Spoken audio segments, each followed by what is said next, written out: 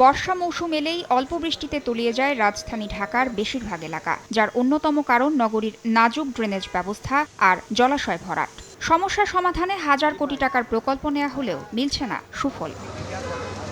এরই ধারাবাহিকতায় ঢাকা শহরের খালগুলোকে দখল ও দূষণমুক্ত করার প্রক্রিয়া শুরু করেছে অন্তর্বর্তী সরকার। সকালে রাজধানীর বাউনিয়া খাল খনন কাজ উদ্বোধনের মধ্য দিয়ে শুরু হলো এই কার্যক্রম। এরই মধ্যে রূপনগর, বাউনিয়া, বেগুনবাড়ি, মান্ডা, কালুনগর খাল ও করাইল লেকের মোট ২১.১৪ কিলোমিটার খাল উদ্ধার করা হয়েছে। কোনো প্রকল্পের অধীনে নয়, এবার কর্মসূচির আওতায় খাল উদ্ধার কাজ চলবে বলে জানিয়েছেন পরিবেশ উপদেষ্টা রিজওয়ানা হাসান। আগামী বর্ষার মধ্যে পানি প্রবাহ নিশ্চিত করা হবে জানিয়ে তিনি বলেন, আগের মেয়ররা বিভিন্ন সময় খাল উদ্ধারের উদ্যোগ নিলেও তা টেকসই হয়নি। এই ফেব্রুয়ারির মধ্যে আমরা ঢাকা শহরের 4টা নদীকে দূষণমুক্ত করার কাজ শুরু করব। আমরা ম্যাপিং করে ফেলেছি। এক একটা নদীর নিচে 3 থেকে 5 মিটার হচ্ছে আপনার পলিথিনের স্তর।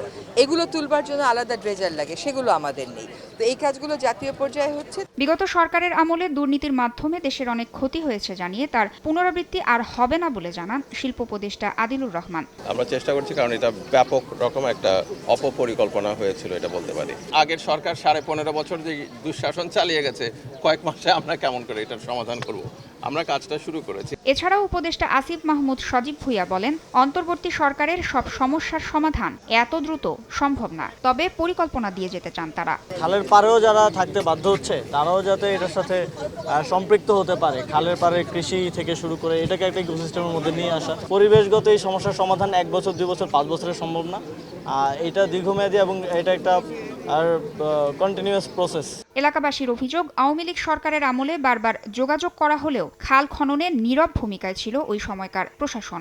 জাতীয় গৃহায়ন বিভিন্ন এই সমিতির নামে জায়গা বন্দোবস্ত দিয়া তারা এইগুলো ডেভেলপ করছে, কিন্তু তারা তো কোথা দিয়ে রাস্তা রাখবে বা যে খাল কোথা দিয়ে হবে এগুলো তারা মূলত ভ্রুক্ষেপ করে না। সিটি কর্পোরেশন এই আজকে যে আসছে, আজকে যে আসছে বা 2-3 দিন, হয়তো 1-2 দিন থাকবে, এরপরে ভুলেও এদিকে আসে না, কেউ একজনও আসে না। খাল পুনরুদ্ধারে সরকারকে সব ধরনের সহায়তা করা হবে বলেও জানিয়েছে এলাকাবাসী। তাসনিয়া নিশাত, মিম, সময় সংবাদ, ঢাকা।